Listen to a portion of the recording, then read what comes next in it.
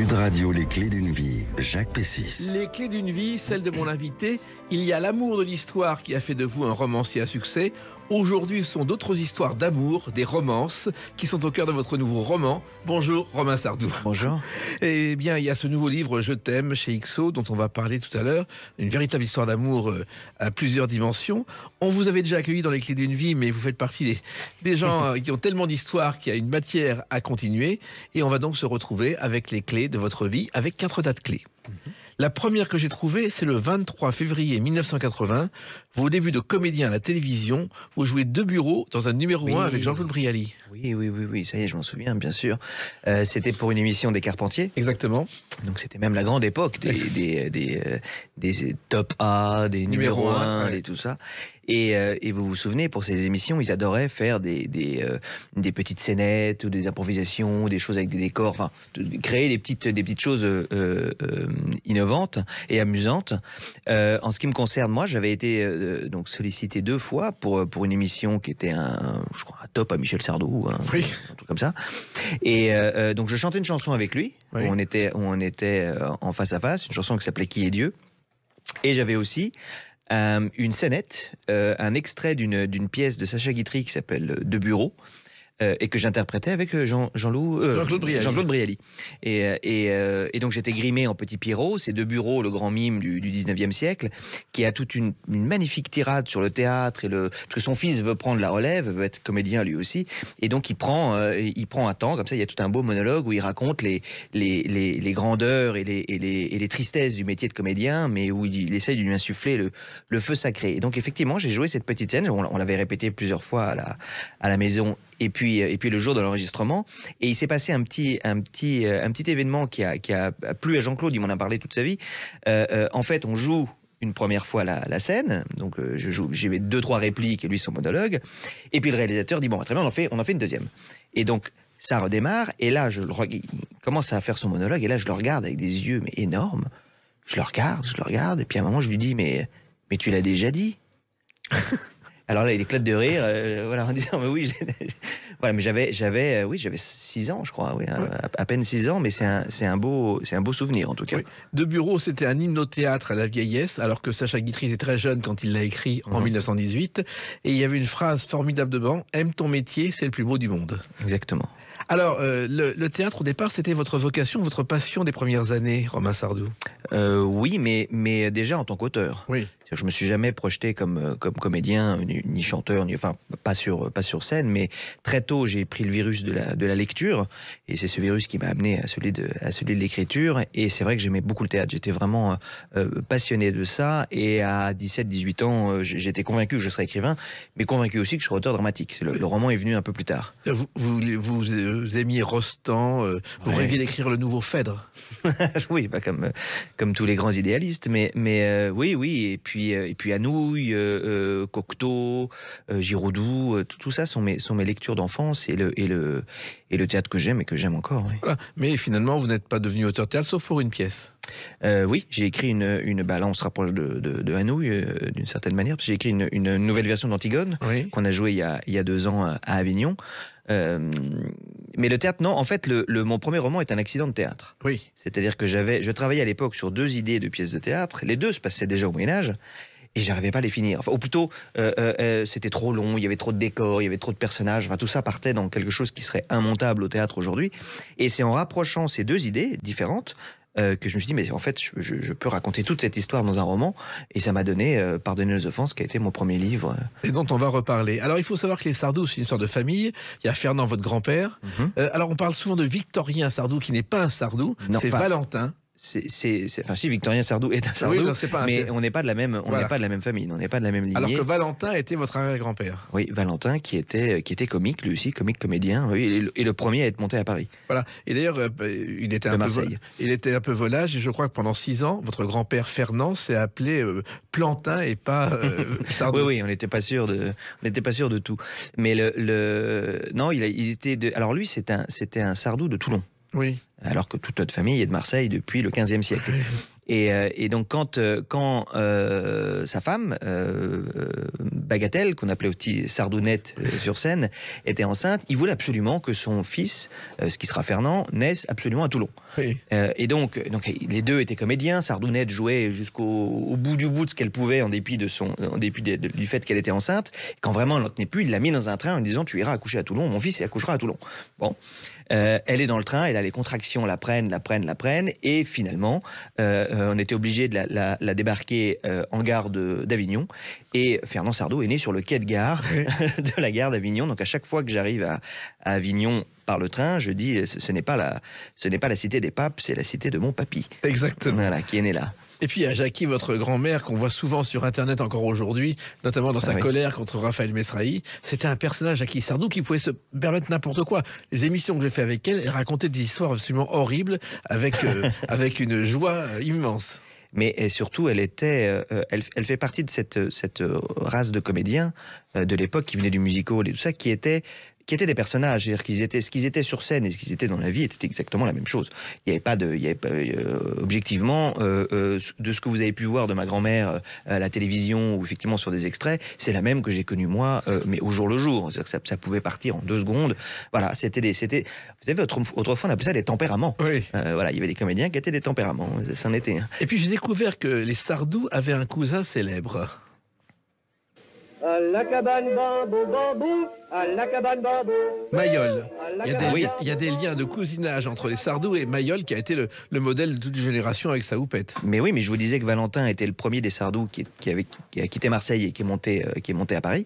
Il est venu avec la troupe de Mayol. C'est Mayol qui l'a fait monter. Alors c'était à l'époque, on appelait ça les comiques à l'huile. Donc c'est les premiers qui sont arrivés à Paris avec l'accent du Sud, marseillais et tout ça. Il y a eu toute une époque glorieuse de ces comiques-là. Et parmi les fans de Mayol, il y avait Charlie Chaplin qui venait l'écouter.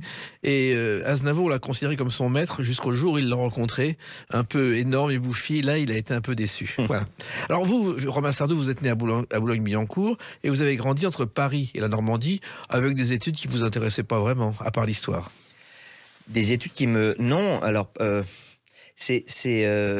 comme je vous dis, je savais assez jeune ce que je voulais faire. Enfin, et ça relevait plus de la vocation et de la passion que d'un simple choix de métier. J'avais vraiment envie d'entrer dans le théâtre vite, d'écrire vite, de faire des choses vite. Et quand on a une passion comme ça, je pense que c'est encore le cas pour des jeunes enfants aujourd'hui, on est pressé, c'est-à-dire qu'on a envie d'aller effectivement je savais que je ferais pas d'études supérieures, donc voilà, j'étais très pressé, donc j'ai quitté l'école moi en première, oui. Comme toute la famille finalement. Alors comme toute la famille, sauf depuis mes enfants. Oui. Ça y est, alors ma fille est née mais la première Sardou a eu son bac. Ah oui. Il faut quand même parce que David a fait des études, attention, faut être honnête, mais il les a fait aux États-Unis lui, donc il a jamais passé le bac en France. Ma mère ne l'a pas, mon père ne l'a pas. Enfin, votre père, je crois qu'il a quitté le collège de Montcel pour aller ouvrir une maison close au Brésil. Au Brésil, oui. Et que votre grand-père l'a rattrapé d'urgence. Voilà, une boîte de striptease au Brésil.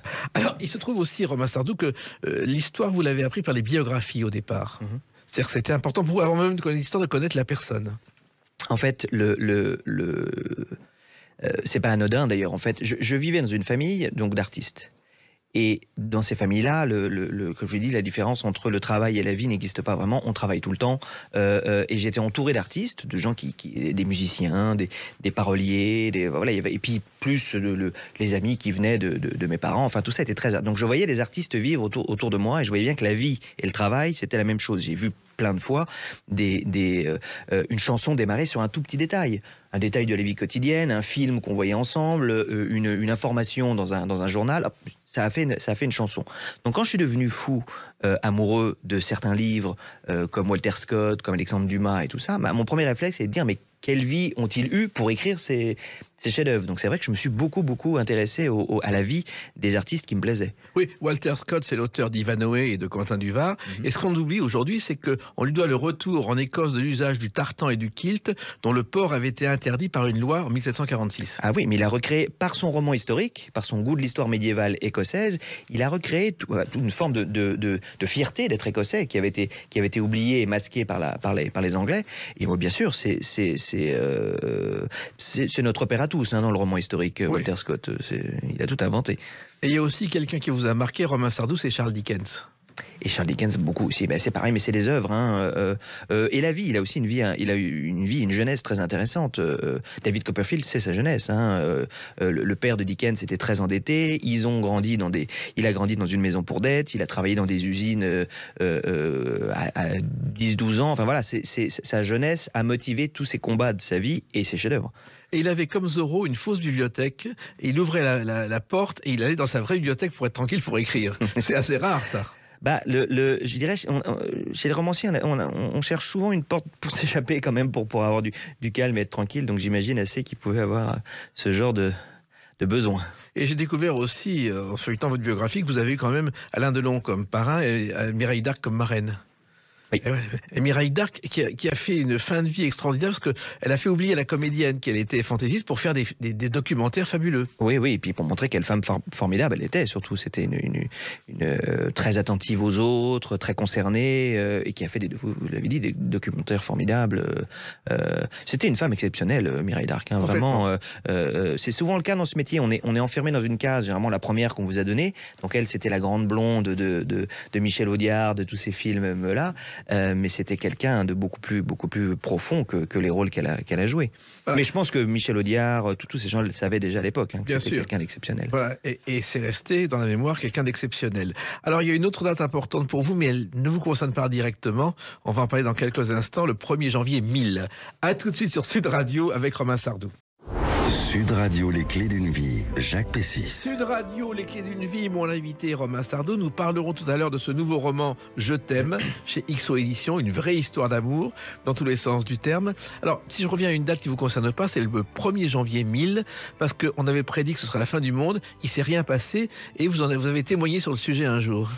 Mais j'ai même fait un livre, en fait, qui s'appelle La France au temps des cathédrales, et qui reprend un peu tous les grands clichés qu'on a sur le Moyen-Âge, notamment sur l'an 1000, comme vous le mentionnez, et j'essaie d'expliquer d'où viennent ces clichés, c'est-à-dire pourquoi tout d'un coup on s'est mis à croire que les hommes et les femmes de l'an 1000 étaient terrifiés à l'idée de la fin du monde, alors et qu'on continue d'ailleurs à le croire, à le véhiculer, alors qu'on sait que historiquement c'est totalement inexact. Mais il faut retrouver des documents de l'époque, c'est pas ça. Bah, c'est plus loin, ça va plus loin que ça. C'est-à-dire qu'en fait, les gens n'ont pas eu peur de l'an 1000 parce que déjà les gens ne savaient pas en quelle année ils vivaient. À cette époque-là, on se référait à l'année de règne du roi qui était en cours, ou même du duché ou de l'évêché en cours. Il n'y avait pas de notion du tout d'être. Personne n'a su qu'ils étaient au 31 décembre 999 ce jour-là. Et puis surtout, c'est pas du tout. On a tendance. Ça, c'est beaucoup les historiens du 19e qui ont beaucoup noirci, et un peu ceux de la Renaissance, qui ont beaucoup noirci le Moyen-Âge pour faire, comme ça, magnifier le miracle de la Renaissance. Donc, ils ont mis tout sur le dos du Moyen-Âge. Mais en l'an 1000, et Duby l'a très bien expliqué plus d'une fois, n'était pas du tout une période aussi sombre que ça. C'est-à-dire que les invasions barbares étaient finies, la ruralité commençait à reprendre, on avait des nouveaux outils pour l'agriculture, même la société se structurait de manière à ce que tout le monde était interdépendant et se protégeait. Enfin bref, il n'y avait pas de raison de désespérer de la fin du monde à l'an 1000, plus qu'avant en tout cas. Donc c'est l'idée de cette peur du Moyen-Âge a été façonnée à partir du XVIe siècle et jusqu'au XIXe par des historiens qui avaient décidé que le Moyen-Âge, d'ailleurs rien qu'en appelant ça le Moyen-Âge, ça dit tout, ils n'avaient pas du tout envie de rendre justice à cette époque. Heureusement que plein d'historiens, notamment français au XXe siècle, ont repris ce dossier du Moyen-Âge sérieusement et sont allés voir aux sources mêmes, et non plus un historien qui reprend un historien qui reprend un historien. Et là, plein de choses étonnantes et merveilleuses se sont révélées sur cette époque. Absolument. Mais c'est comme l'an 2000. J'ai retrouvé un documentaire où Jean Cocteau, 20 ans avant sa mort, adresse ses vœux à la jeunesse pour l'an 2000. Il est dit « J'espère que vous ne serez pas devenus des robots et les moyens de transmission auront disparu en l'an 2000. » On voit où on en est aujourd'hui. Alors, le Moyen-Âge, plutôt que l'âge moyen, ça vous a toujours passionné, Romain Sardou? Toujours, mais on a cité Walter Scott là-bas, tout à l'heure, j'y reviens à chaque fois parce que c'est très vrai. Je dois avoir 13 ans, je tombe dans Quentin d'Orvard et je tombe amoureux de cette période que je trouve, qui en tant qu'enfant, moi, me fait rêver autant pouvait le faire rêver Star Wars ou Le Seigneur des Anneaux. Je veux dire, c'est très loin de nous, c'est d'autres codes, c'est d'autres façons d'être, c'est d'autres... Et j'en suis jamais sorti, parce que quand on rentre dans un roman, vous pouvez avoir des petites références. Quentin Durward, par exemple, se passe sous Louis XI. Bon, à 13 ans, je ne connaissais rien de Louis XI, mais ayant lu Quentin Durward, j'ai eu envie de découvrir qui était Louis XI. Et là, je m'aperçois que, tiens, c'est le fils de Charles VII. Charles VII, c'est Jeanne d'Arc, et puis ainsi de suite. Voilà. Quand on commence à rentrer dans le dédale de l'histoire, on n'en sort plus, parce qu'il y a toujours un sujet dans le sujet. Oui, et en même temps, le Moyen-Âge, peu de gens s'y intéressaient quand vous êtes intéressé. Pas de jeunes historiens, en tout cas. Ah non, un peu moins. C'était, oui, les années 80, 90, un petit peu moins, effectivement. Mais on sortait d'une double génération de médiévistes absolument extraordinaire. Et aujourd'hui, ce sont beaucoup les archéologues qui font avancer énormément le savoir du Moyen-Âge, plus que les historiens. Les archéologues nous font faire des bons, mais tous les ans. Oui, et il y a des choses qui nous restent du Moyen-Âge. En 1451, Jacques Coeur, qui est le grand argentier du royaume, instaure l'impôt permanent qui ne sert pas forcément à l'entretien de l'armée. C'est exactement l'impôt moderne aujourd'hui en vigueur. Exactement. Ça vient de loin. Merci Jacques Coeur. Alors, il se trouve que c'est comme ça qu'est née petit à petit l'idée de faire un roman. Vous n'aviez jamais fait de roman, vous n'imaginiez pas faire un roman au départ, Romain Sardou? Très jeune, non. Je vous dis, je pensais que je serais auteur dramatique. J'aimais les romans, mais pour moi, le Graal de la littérature, c'était le théâtre. Mais comme je vous l'ai dit, voilà, c'est un peu le hasard qui a fait que tout d'un coup, sur deux sujets que j'arrivais pas à aboutir, j'ai eu le sujet de mon premier roman qui a marché, qui m'a amené d'autres sujets. Et surtout, je me suis aperçu que dans la narration romanesque, j'arrivais à recréer tout ce que j'aimais dans le théâtre. C'est-à-dire les grands personnages, c'est-à-dire les grandes scènes, enfin voilà, tout ce que j'ai pu aimer dans le théâtre de Hugo ou de Dumas ou de Musset, j'arrive à le refaire dans mes romans, donc c'est un plaisir réel. Oui, et puis ça coûte moins cher que le théâtre de créer des personnages. Ça coûte moins cher que le théâtre, oui. Alors, il se trouve aussi que votre père, Michel Sardou, avait un ami, Bernard Fixot, l'éditeur. Vous allez le voir tout timide en vous demandant si vous allez écrire un livre et s'il va marcher. Oui, en fait, alors je connaissais pas Bernard Fixot. J'avais lu une interview de lui dans les pages roses du Figaro, les pages économiques, quand il a créé sa maison d'édition XO. Et dans cette interview, il disait, voilà, moi, mon objectif, c'est essayer de faire lire les gens qui ne lisent plus ou qui ne lisent pas.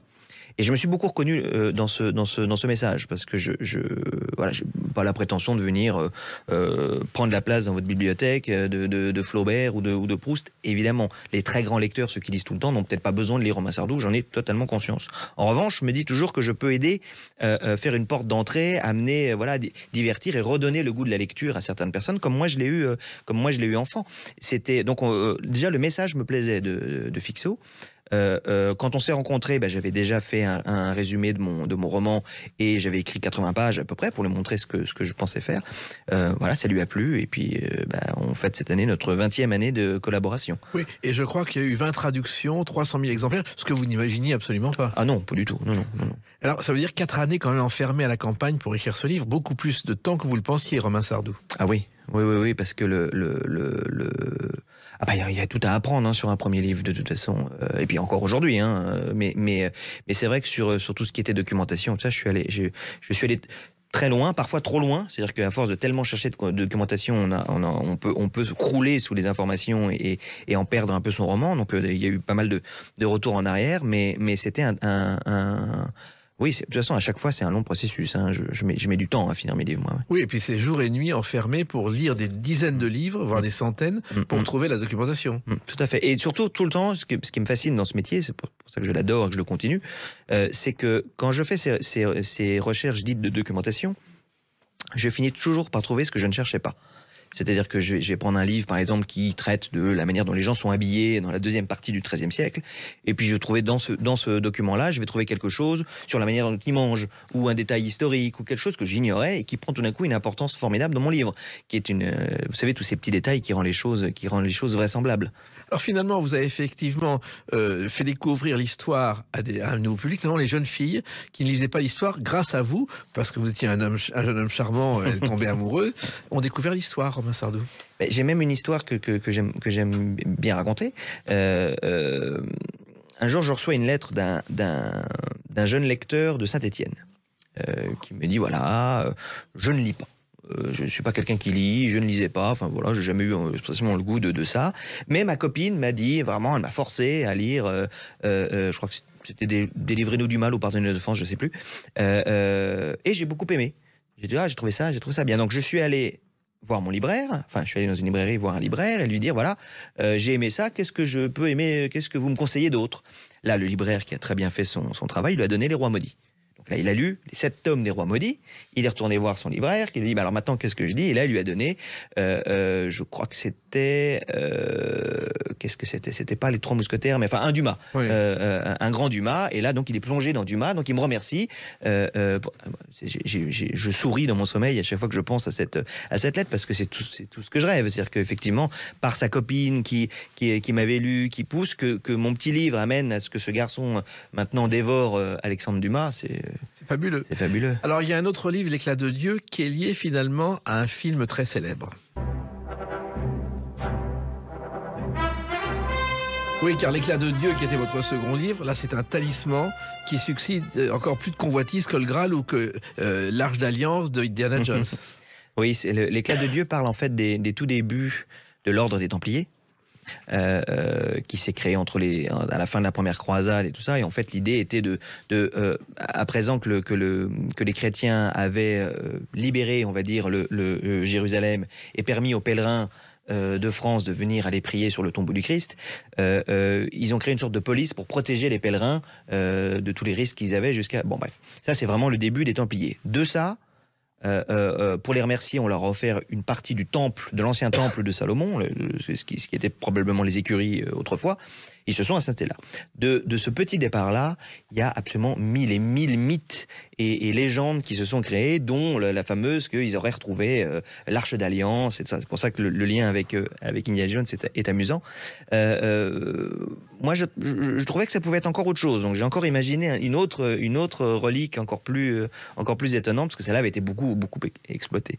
Alors, ce qui est étonnant, c'est qu'on n'avait pas fait que des livres d'histoire, et on va le prouver à travers une autre date, le 25 août 2008. A tout de suite sur Sud Radio avec Romain Sardou. Sud Radio, les clés d'une vie, Jacques Pessis. Sud Radio, les clés d'une vie, mon invité Romain Sardou. Nous parlerons tout à l'heure de Je t'aime chez XO, votre nouveau roman. Mais là, je reviens à une date, le 25 août 2008, où là, ce n'est pas un roman d'histoire qui sort, mais c'est une correspondance inédite entre Scott Fitzgerald et sa fille Scotty, que vous avez traduit avec des lettres totalement inédites. Et ça, c'est une surprise. Oui, mais j'ai adoré faire ce travail de traduction. Quelqu'un a dit traduire une autre langue en français ou dans sa langue natale, ça exige surtout de bien connaître sa langue natale. C'est-à-dire que le travail de traduction a été un vrai plaisir pour moi et puis un vrai challenge aussi, un vrai travail. Et je le dois à un éditeur qui s'appelle Bernard Pasquito et qui était un fan de Fitzgerald, comme je le suis aussi évidemment, et qui a découvert... Alors on connaissait les lettres de Scott Fitzgerald à sa fille, on n'avait pas les lettres de la fille. Et Bernard Pasquito, au travers d'un éditeur italien, plus des archives qu'il est allé voir à Princeton, a retrouvé quantité de lettres de Scotty Fitzgerald, donc la fille du grand auteur, qui n'avaient jamais été publiées, y compris chez les anglo-saxons. Même les agents ne les connaissaient pas. Exactement. Et donc, il a réussi à avoir les droits, et c'est moi qui ai fait qui ai retissé ce lien de correspondance entre le père et la fille. Le livre est vraiment intéressant à plus d'un titre, mais surtout, il casse complètement l'image qu'on a de Fitzgerald. On a l'impression de Fitzgerald qu'on le confond avec Gatsby, en fait. On croit que c'est ce personnage flamboyant qui qui brûle sa vie, ça a été un peu le cas dans sa jeunesse, mais là il a une quarantaine d'années, il a une fille qui a 16-17 ans, et tout le discours qui lui tient, ses conseils sur la vie, ses conseils de précaution et de prudence dans la vie sont l'inverse des personnages qu'il a écrits dans ses premiers romans. Donc le contraste est absolument passionnant, parce que tout d'un coup on voit vraiment l'homme et le père. Oui, cette fille Scotty qui s'appelait France Scott Fitzgerald, qui était sa fille, il avait 40 ans, il lui a donné plein de conseils sur sa vie, et le traduire c'était pas facile parce qu'il y a un langage très précis. Mais c'est surtout que dans une correspondance familiale comme ça, il y a plein de petits raccourcis. Et en fait, il faut aller comprendre ce qu'il veut dire dans son raccourci. Des fois, c'est des tout petits détails qui se reportent à sa jeunesse, lui, quand il était à l'université. Il a fallu que je remonte sur toute l'histoire de l'université. Qu'est-ce qui se passait au quotidien pour comprendre que quand il disait tel mot, c'était telle confrérie dans l'université ou tel type de match ou tel type de victoire dans un match de baseball. Enfin, voilà, on fait pas attention quand on écrit à sa fille. Ils se comprennent à demi-mot. Bah, moi, il fallait que je les comprenne à demi-mot les deux. Surtout que c'était une partie de la vie de Fitzgerald où il était, c'était la fin de sa vie, il était alcoolique, brûlé. Enfin, exilé à Los Angeles, à Hollywood, on lui faisait écrire des choses absolument sans aucun intérêt, hélas. Et il y a une phrase terrible. Sa fille va dans une librairie, je sais plus, je crois que dans le Vermont, et elle demande un livre de son père, et le libraire ne connaît même pas le nom de Fitzgerald. Gatsby, ça lui dit rien. Ça lui dit rien. 20 ans après, tout le monde a oublié. Exactement. Alors, il se trouve aussi que sa femme, c'était la mère donc de Scotty, c'était Zelda, sa muse. Autre personnage en couleur. Qui a fini, elle aussi, internée, je crois. Qui a fini internée, oui, qui était très, très, très perturbée, qui est morte, hélas, dans un incendie de son institut dans son hôpital, oui. Dans son hôpital. Et voilà. Et cette pauvre Scotty était, voilà, entre un père à la dérive et une mère perdue, quoi. C'est vraiment un personnage étonnant. Oui, et cette femme, s'appelle Zelda, a laissé une trace pour la jeune génération qui l'ignore. En fait, le plus célèbre des jeux vidéo de princesse, c'est The Legend of Zelda. Ça vient de Fitzgerald. Et Robin Williams, qui est aussi un fan de Nintendo, a nommé sa fille Zelda en référence non pas à la femme de Fitzgerald, mais aux jeux vidéo. Tout se perd aujourd'hui. Alors, tout ça, c'était aux États-Unis. Et les États-Unis, vous y avez vécu pendant plusieurs années, Romain Sardou. C'est devenu presque une passion. Déjà, j'y ai un peu grandi d'une certaine manière, puisque mon père aimait beaucoup les États-Unis, donc on a tout le temps eu une maison en Amérique, en fait, depuis quasiment 1977. Ouais. Donc il y avait Richard Anthony et Michel Sardou là-bas. Oui. Et Julio Iglesias, qui était notre voisin, oui. Et quasiment toutes nos vacances se passaient là-bas. Mon père aimait beaucoup y vivre là-bas parce qu'il était il se sentait plus libre et plus tranquille en Amérique, évidemment. Et après, je suis allé travailler à Los Angeles. J'ai vécu 2 ans là-bas, où je travaillais entre autres pour Disney. Enfin, j'écrivais déjà à l'époque des petites choses, mais en lien avec les dessins animés. Mais comment c'est venu justement Disney ? Parce que c'est pas facile de rentrer chez Disney. Non, c'est venu de Paris, en fait. Quand j'avais 18 ans, je travaillais avec j'ai rencontré 2 amis qui étaient dans les jeux, qui développaient des jeux, alors des jeux de plateau, des jeux de cartes, des jeux de tout.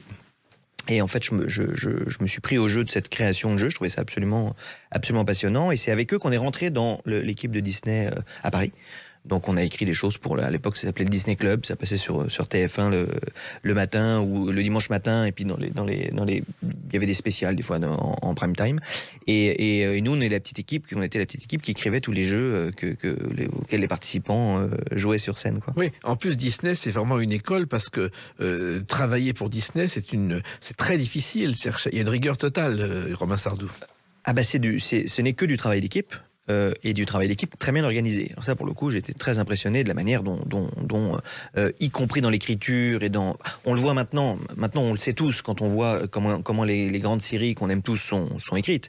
Mais cette rigueur d'avoir 6-7 auteurs autour d'une table, d'avoir un directeur d'écriture et de tout bien calibrer, ça je l'ai vu déjà en 95. Oui, c'est Walt Disney qui l'a imposé quand il était vivant. D'ailleurs, tout le monde avait peur de lui. Il y a une seule personne qui a refusé de travailler avec lui, c'est Gérard Calvi, compositeur des Branquignoles. Oui. La plume de ma tante était célèbre à Broadway, donc la version anglaise des Branquignoles. Walt Disney l'a convoqué pour dire « travaillez avec moi pour vos musiques ». Il a dit « non, je préfère rentrer en France ». Et Walt Disney l'a très mal pris à l'époque. Alors, l'Amérique, effectivement, c'est aussi lié à une chanson. L'Amérique, je veux la voir et je l'aurai. Un autre Américain, Joe Dassin, qui est né à New York, qui a passé les 4 meilleures années de sa vie d'un continent à l'autre et qui a fait ses études de médecine, d'anthropologie et d'ethnologie aux États-Unis, à l'université de Ann Arbor, dans le Michigan. Et c'est vrai que ce pays, vous avez appris à le découvrir jusqu'à en écrire des livres, Romain Sardou. Oui, parce que je vous ai dit que j'ai passé beaucoup de temps en Floride. Juste au nord de la Floride, il existe l'État de Géorgie. alors que tout le monde connaît parce que c'est l'état de Autant n'emporte le vent, donc le grand incendie d'Atlanta, enfin, tout ça, l'esclavagisme évidemment, enfin toutes ces, on a quelques images fortes qui sont liées à cette époque. Moi, par hasard, toujours en lisant des livres et en tombant sur une information auquel je ne m'attendais pas, j'ai découvert les tout débuts de la colonie anglaise de Géorgie, qui sera la 13e et dernière des colonies qui ont été fondées par les Anglais en Amérique. Et là, je découvre tout d'un coup une histoire dans l'histoire de ces quelques premiers hommes qui sont partis pour monter cette colonie. Et j'ai trouvé cette histoire passionnante que j'en ai fait 3 livres. C'est-à-dire que Américain, ouais. et ça a fonctionné. Alors la Géorgie, on ne sait pas, mais c'est là qu'a démarré la viticulture bien avant l'Europe et la France. Je ne sais pas si vous le savez, ça fait plus de 8000 ans que les Géorgiens cultivent le vin. Ça fait partie de la culture, des croyances et des coutumes. Et c'est notamment le vin reconnu pour sa technique unique. Il est vinifié dans une jarre d'argile. Mais là, vous parlez des Géorgiens de Géorgie dans l'Est ? Non, des Américains. Américains ? Ah bon ? Ah oui, j'ai trouvé ça. Bah oui, on ne sait pas, mais c'est comme ça. Alors, il se trouve que ce qui vous a fasciné aussi dans cette époque, c'est la liberté des hommes et des femmes. Ça, c'est une chose importante pour vous. C'est surtout que, et là ça dépasse le cadre de la Géorgie, c'est-à-dire que ce qui nous rapproche beaucoup des premiers Américains, c'est-à-dire des premiers Européens qui ont quitté nos pays pour aller en Amérique, que ce soit l'Angleterre, que ce soit la France, que ce soit l'Irlande, la Hollande et tout ça, l'Allemagne, c'était des hommes et des femmes qui partaient pour être libres. C'est-à-dire que soit libres religieusement, c'est-à-dire qu'ils voulaient une terre où ils pouvaient suivre le culte qu'ils souhaitaient comme ils le voulaient sans être persécutés. Donc il y a beaucoup eu de départs religieux. Il y a eu des départs économiques, c'est-à-dire que des hommes et des femmes, pareil, qui partaient pour pouvoir se vivre. Et ils avaient quelques idéaux très simples qui étaient ils voulaient être libres, choisir leur loi, c'est-à-dire choisir leur type de gouvernement, et pouvoir gagner le fruit de leur travail et le transmettre à leurs enfants. En gros, si on prend les premiers révolutionnaires américains, c'est vraiment leur demande. C'est-à-dire que le droit à la propriété, la liberté et des lois unanimement votées. Ce sont 3 fondamentaux qu'on partage tous aujourd'hui. Évidemment, c'est une évidence pour nous. Et c'est pour ça que dans mon roman America, je fais un peu le parallèle avec les révolutionnaires américains et les révolutionnaires français. Et je dis, mais de cœur et d'esprit, on est beaucoup plus proche des révolutionnaires américains. C'est-à-dire que ce qu'ils demandaient était le b.a.-ba de ce qu'on veut aujourd'hui. Quand on fait l'histoire de la Révolution française et des différents débats qu'il y a eu, on peut se considérer un peu plus loin de leurs attentes. Vous avez fait un travail unique à cette époque-là que peu d'historiens ont fait sur l'histoire de l'Amérique, sur sa naissance et sur ce qu'elle est aujourd'hui, Romain Sardou.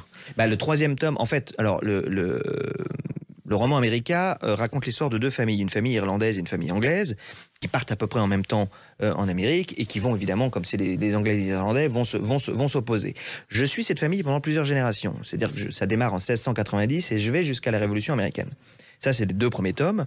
Le 3e, qui s'appelle Un homme averti ne vaut rien, se passe aujourd'hui. Donc je reprends ces 2 familles-là aujourd'hui, c'est-à-dire un siècle et demi plus tard, et j'explique ce qui leur est arrivé entre-temps et en quoi ils ont changé et le pays a changé par rapport à leur père fondateur. Ça veut dire beaucoup de documentation encore et beaucoup de voyages aux États-Unis. Beaucoup, ouais, beaucoup. Vous avez parcouru les États-Unis pour écrire ces livres? Comment vous faites? Beaucoup. J'avais déjà pas mal parcouru l'Amérique hors ce projet de roman. Mais après, effectivement, pour chaque point, il y avait vraiment des points importants que je voulais développer, que ça soit la Convention à Albany, enfin, je suis vraiment allé sur place pour essayer de voir. Et en fait, je suis surtout allé sur place parce qu'à la différence de nous, par rapport à notre ère révolutionnaire, ils ont tout gardé. Ils n'ont rien brûlé. Ils n'ont pas brûlé. Le nombre de documentation que j'ai pu trouver, mais de gens simples, pas que la presse, pas des journaux, du boucher de Concorde, il est à l'université de Concorde, à la bibliothèque, on peut le trouver. Et là-dedans, je trouvais des pépites absolument formidables. De vie quotidienne, des choses toutes simples qu'on n'imagine pas et qui faisaient la vie de ces hommes et de ces femmes à cette époque. Oui, et puis la liberté, justement, dont vous parlez avec les Américains, vous l'appliquez pour vous-même, parce que si vous avez fait ce métier-là aussi, c'est pour être un homme libre, Romain Sardou. Oui, aussi, de pouvoir effectivement travailler. Mais ça, c'est lié aussi, je pense, à mon enfance et mon éducation. C'est-à-dire que j'ai vu des gens libres autour de moi, en fait, qui étaient en total contrôle qui n'avaient jamais un patron au-dessus d'eux. Voilà, c'était des créateurs. Leur travail, c'était leur trip. Et ils pouvaient travailler n'importe où. Ça aussi, je trouvais ça extrêmement précieux de pouvoir faire son métier dans n'importe quel pays. Enfin voilà, moi j'ai besoin d'un cahier et d'un crayon et je travaille. Exactement. Donc cette liberté de mouvement aussi, c'est une liberté importante. Ouais, avec une liberté que vous avez votre père, quelquefois, il n'est pas facile, Michel Sardou, parce qu'il raconte parfois le tout et son contraire. Oui, c'est un personnage. Voilà. C'est un personnage. Mais il faut tenir le choc même quand on est son fils. Oui, non, mais moi ça va. Franchement, ça j'ai toujours dit que je serais vraiment le dernier à me plaindre de quoi que ce soit, parce que j'ai eu une enfance formidable, une éducation formidable, une vie finalement assez stable, en dépit de tous les clichés qu'on a sur les familles d'artistes en général. Donc non, ça va. Ça va. Écoutez, ça va tellement bien que vous continuez à écrire, et on va en parler avec une autre date, le 2 février 2023. A tout de suite sur Sud Radio avec Romain Sardou. Sud Radio, les clés d'une vie, Jacques Pessis. Sud Radio, les clés d'une vie, mon invité Romain Sardou, donc 2 février 2023, sorti de ce roman qui s'appelle Je t'aime, et curieusement d'ailleurs le titre n'avait jamais été pris. Très peu, en tout cas, Ouais. très peu. Ce qui est étonnant, d'ailleurs. Je Ouais. pensais que j'allais trouver 50 romans intitulés Je t'aime, et pour cause. Bah non, en fait. Alors j'en ai trouvé un, il y en a un récemment, d'une auteure belge qui s'appelle Barbara Abel, qui a Ouais. sorti un roman policier qui s'appelle Je t'aime. Mais en gros, non, on pourrait s'attendre à ce que tous les romans d'amour s'appellent comme ça. Alors c'est un roman d'amour avec plusieurs histoires d'amour, et vous en rêviez depuis longtemps d'écrire ce livre, Romain Sardou. Ben oui, parce qu'on a beaucoup parlé de mon goût pour le Moyen-Âge, et ça vient encore de là, en fait.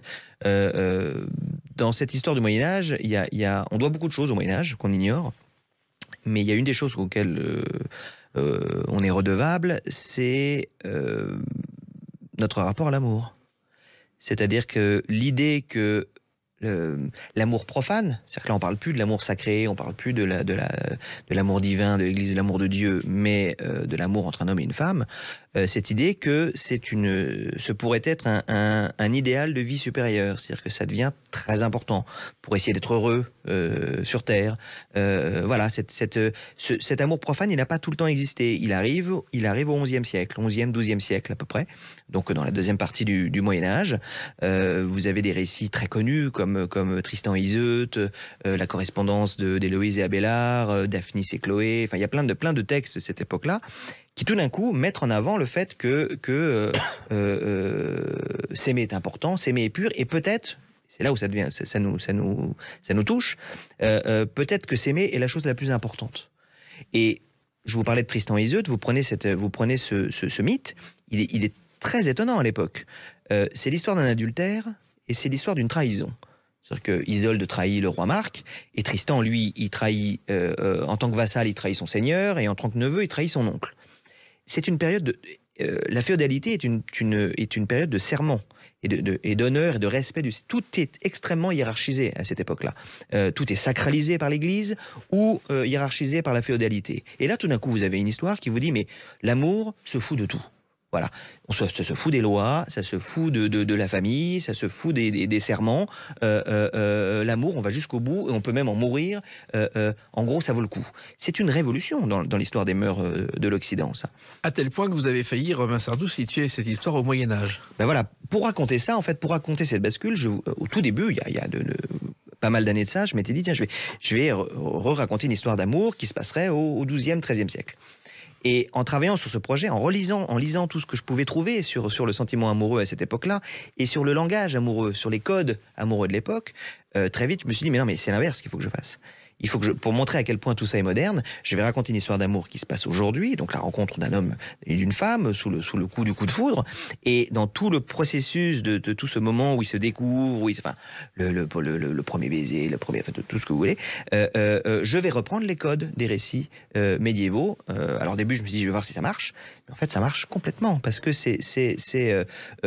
chaque histoire d'amour est un conte de fées qui redémarre, avec les mêmes codes, avec les mêmes espoirs, avec les mêmes risques, alors c'est plus la marâtre ou l'évêque ou le seigneur, mais il y a d'autres personnes autour de nous qui peuvent jouer les mauvais rôles dans nos histoires d'amour. Donc tout se tient encore. C'est très beau de se dire que voilà, depuis, on n'arrête pas de dire aujourd'hui que tout change, que Tinder va tuer l'amour, que la pornographie va tuer l'érotisme, enfin on entend tout le temps, c'est la mort de rien du tout. Nos habitudes changent. Mais l'amour ne change pas du tout. Enfin, ce besoin qu'on en a et les attentes, les espoirs qu'on met dedans, c'est toujours les mêmes. Voilà. Et d'ailleurs, vous évoquez vos deux personnages, Camille et Camille, l'homme et la femme, qui prennent le temps de se séduire, ce qui est une tradition qui est en voie de disparition, Romain Sardou. Alors voilà, je vous disais, l'amour ne change pas, mais nos habitudes changent, ça c'est normal. Les tabous évoluent, et puis les façons de se comporter évoluent d'une société à l'autre. Ça c'est en permanence, et ça continuera à évoluer. Pendant de longues générations, de longs siècles, c'est vrai que on a pu voir que les gens se disaient leur amour bien longtemps avant de le faire. L'amour. Il y avait tout un processus de déclaration et on se disait je t'aime, voilà, de toutes les manières possibles, bien avant effectivement même de se toucher la main. Aujourd'hui, ça s'est un peu inversé, c'est-à-dire que le rapport qu'on peut avoir au corps ou à l'érotisme n'est plus du tout le même. Et j'ai pu constater des cas autour de moi de couples qui ont couché ensemble, qui se sont même installés dans le même appartement, qui vivent ensemble, qui ne se sont pas encore dit je t'aime. C'est-à-dire que alors parce que c'est engageant, parce que c'est un moment très beau, et on sait que ce mot est à la fois magique et dangereux. Il a toujours autant d'importance qu'avant. C'est-à-dire que je vous dis voilà, les habitudes changent, les réflexes changent, mais pas du tout un coup de foudre. Ou un abandon, ou une trahison, ou une perte, ça fait toujours aussi mal, ça fait toujours aussi bien. C'est pour ça qu'on peut relire toute la littérature du monde, de Anna Karénine, je vous dis, à Tristan et Iseult, et s'y retrouver, parce que les plein de choses changent, mais pas les émotions. Et il y a plusieurs histoires d'amour dans votre livre, parce qu'il y a des cas différents. Tout se passe bien entre Camille et Camille, qui met d'ailleurs du temps à se tutoyer, mais avec les autres, c'est pas toujours simple, parce qu'il y a les trahisons, les séparations, les divorces. Vous avez analysé tous les cas dans cette histoire. En fait, c'est pareil, quand je vous disais que je m'inspire des récits médiévaux, je suis allé jusqu'au bout de cette logique. Souvent dans les grands romans courtois ou même les romans de chevalerie, vous avez l'exemple parfait. Alors par exemple pour la table ronde, c'est souvent le chevalier Gauvin. Alors Gauvin, il réussit tout ce qu'il fait, c'est le héros formidable. Mais à côté de ça, vous avez Lancelot, vous avez les autres qui, eux, par contre, dans le même récit, ont tous les obstacles possibles, se trompent, se trahissent, etc. L'idée étant que voilà, il faut multiplier le point de vue pour arriver à raconter une histoire, avec toujours une ligne parfaite. Ça c'est le côté qui peut revenir aussi peut-être de la vie des saints et de ça, cette idée qu'il peut y avoir un idéal de chevalier parfait, comme il peut y avoir, et on l'espère tous, un idéal d'histoire d'amour parfaite. Et donc Camille et Camille, dans ce roman, donc j'analyse tout leur parcours, c'est l'histoire rêvée. C'est ce qu'on voudrait tous, c'est-à-dire une histoire d'amour qui ne rencontre aucun obstacle. Le conte de fées, quoi. Le conte de fées, voilà, un conte de fées. Mais à côté de ça, ils ont leurs amis, ils ont leurs proches, ils ont leurs collègues, ils ont leurs voisins, qui eux aussi sont tous, comme tout le monde, dans des histoires d'amour, ou sortent, ou en attendent une. Et là, je fais justement le contre-exemple de tout ce à quoi échappent Camille et Camille, et voilà, et c'est dans la même idée de multiplier les points de vue pour arriver à faire un tableau un peu de où on en est de nos relations amoureuses aujourd'hui. Voilà, il y a tous les exemples possibles et imaginables, et vous parlez aussi des exemplars, qui est une chose du Moyen-Âge qu'on connaît peu. Voilà, c'était des courts récits en fait qui servaient justement à illustrer la théorie. C'est-à-dire que c'est bien gentil de dire voilà, l'amour ça doit être comme ci ou l'amour ça doit être comme ça. Et bien les exemples-là étaient des exemples pour exemple, oui. Le mot exemple vient de là d'ailleurs. C'est vraiment c'était une méthode pédagogique pour dire aux fidèles attention au diable, ou au contraire rapprochez-vous du message divin. Mais c'était très pratique, et donc je me suis dit mais voilà, je continue dans mon idée que rien n'a changé et que donc on peut utiliser ça aussi aujourd'hui. Alors les deux amoureux se promènent dans Paris, il y a une chanson que vous évoquez dans ce livre, Romain Sardou. Que l'on touche à la liberté et Paris se met en colère. Chanson que Mireille Mathieu a interprétée du premier étage à la Tour Eiffel lors de la sortie du film. Et l'idée de Harry la chanson, Bruntil. exactement. Et l'idée était née dans un avion quand elle avait rencontré Maurice Jarre et qu'il lui avait proposé la chanson. Et c'est vrai que Paris, vous êtes un amoureux de Paris, d'un certain Paris qui était là, en train de disparaître, Robin Sardou. Mais qui est quand même là encore. Oui, Il faut ouvrir les yeux. Voilà, oui. faut aller le chercher. Ah Mais, oui, ça, oui. oui, j'aime beaucoup Paris. Mais si j'accorde une attention particulière au lieu dans ce roman, c'est toujours en lien avec les histoires d'amour. C'est-à-dire que tous les lieux ont une importance dans nos histoires personnelles. L'endroit où vous avez rencontré votre femme ou votre homme pour la première fois, le premier restaurant que vous avez fait, tous ces petits lieux-là, qu'importe que ça soit sous la Tour Eiffel ou dans une petite rue, ça devient des lieux sacrés pour vous. C'est-à-dire que il y a une géographie de nos histoires d'amour et effectivement, là, dans ce roman, je me sers de tout Paris pour montrer la géographie des uns et des autres. Les lieux il y a plein de choses très précieuses dans une histoire d'amour. Les lieux le sont aussi. Voilà. Et des lieux que vous connaissez pour avoir beaucoup déambulé dans Paris. Bien sûr. Ça fait partie de vos promenades favoris. Ah oui, c'est mon goût de l'histoire aussi, ça. Hein. C'est vous baladez n'importe où dans Paris, vous tombez sur un bout d'histoire de France. Par exemple, il y a une scène rue Nicolet, et rue Nicolet, Arthur Rimbaud habitait là-bas. Donc à chaque fois, vous faites une référence au lieu. Voilà, j'essaie de... Voilà.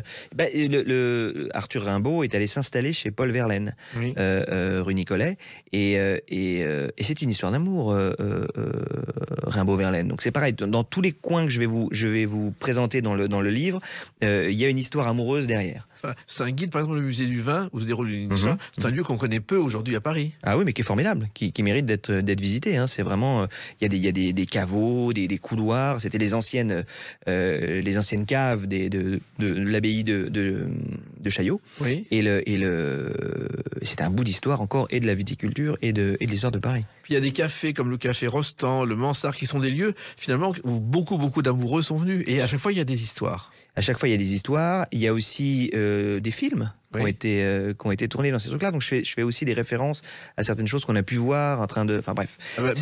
Belmondo, par exemple, rue Campagne Première. Exactement. C'est là où il meurt à la fin de Bout de souffle. Voilà, exactement. Alors, il y a tous ces lieux. Il y a un lieu qui n'est pas cité, c'est les Trois Obus, porte de Saint-Cloud. Dans les années 70, c'était le lieu d'où partaient toutes les tournées des chanteurs de l'époque. C'est devenu mythique de ce côté-là. Alors, il y a aussi l'avenue Junot, avec ses fantômes, parce que je crois que Nougaro habitait avenue Junot dans une maison qui a longtemps été réputée pour des fantômes qui seraient présents. Mais je crois beaucoup aux fantômes, qu'ils existent ou qu'on se contente d'y penser. Voilà. Ça, je crois que les lieux sont habités, oui, c'est sûr. Et ces lieux, justement, sont au cœur de votre histoire parce que vos amoureux partent dans Paris en week-end, ce qui est quand même plutôt rare. Ils habitent à Paris, Oui. mais effectivement, tous les week-ends, ils décident d'aller louer une petite chambre dans un quartier qu'ils ne connaissent pas pour le découvrir entre eux et jouer cette carte de Paris. Ce que j'ai voulu faire avec Camille et Camille, cette fameuse histoire parfaite, c'est que j'ai voulu me concentrer sur ce moment que je trouve absolument magique et qui là est absolument universel. C'est celui où, après le coup de foudre, vous devenez fou amoureux de quelqu'un que vous ne connaissez pas. C'est ça le coup de foudre. Oui, si vous croisez quelqu'un dans la rue ou sur Tinder, qu'importe, vous rencontrez quelqu'un et cette personne du jour au lendemain prend une importance dans votre vie absolument phénoménale. C'est le cas de Camille et Camille. C'est le cas de Camille et Camille et il va y avoir toutes ces heures, ces jours, ces semaines où en fait vous allez peu à peu découvrir l'autre. Ce qui fait que vous êtes très attentif à ce moment-là. C'est-à-dire que vous regardez tout ce que la personne dit, comment elle se tient, ce qu'elle fait, ses goûts, mais vous vous surveillez aussi vous-même. C'est-à-dire qu'il y a vraiment un moment j'ai dit, c'est une activité cérébrale terrible de tomber amoureux. C'est qu'on regarde tout, on analyse tout. Et donc, je suis ce moment que je trouve vraiment très, très beau, où petit à petit, on découvre le pourquoi du comment de cet amour qui nous dépasse. Parce qu'un coup de foot, ça nous dépasse, forcément. Voilà, c'est un sujet universel qui doit rester d'actualité, parce que certains n'y attachent plus d'importance. Et au contraire, vous le remettez en valeur dans ce livre, Robin Sardou. Et surtout, dans cette période où on parle beaucoup des choses qui changent, on parle beaucoup des identités, de qui on est, de ce qu'on veut. j'aime bien aussi me concentrer sur les choses qui ne changent pas. Voilà. D'ailleurs, c'est ce que je fais aussi dans des périodes passées. Bien raconter une période, c'est montrer les innovations, mais montrer aussi les choses qui ne changent pas, parce que c'est ce qui fait une civilisation, ça, les choses qui ne changent pas. Et notre rapport à l'amour, je dis cette idée qu'on trouvera, et d'ailleurs post-Covid, je trouve que ça s'est assez réveillé, cette idée que finalement les vrais fondamentaux et la vraie place du bonheur n'est peut-être pas dans la carrière, n'est peut-être pas dans ceci ou dans cela, mais dans nos relations entre nous, mais dans la qualité de notre savoir-vivre à deux, en famille, et tout ça. Enfin, c'est les vraies raisons. C'est cette idée que l'amour est au centre de tout. Je vous dis, ça vient du Moyen-Âge. Voilà. Et ben, le bonheur, pour vous, c'est d'avoir écrit ce livre. Le bonheur, pour celles et ceux qui nous écoutent, ce sera de le lire. Je t'aime chez XO, parce que beaucoup d'entre vous se reconnaîtront, rêveront, vous se diront, j'ai déjà vécu ça, ou je vais le vivre. Merci Romain Sardou. Merci, puis à bientôt Jacques. pour d'autres livres, bien sûr. À très bientôt, merci. Les clés d'une vie, c'est terminé pour aujourd'hui. On se retrouve bientôt. Restez fidèles à l'écoute de Sud Radio.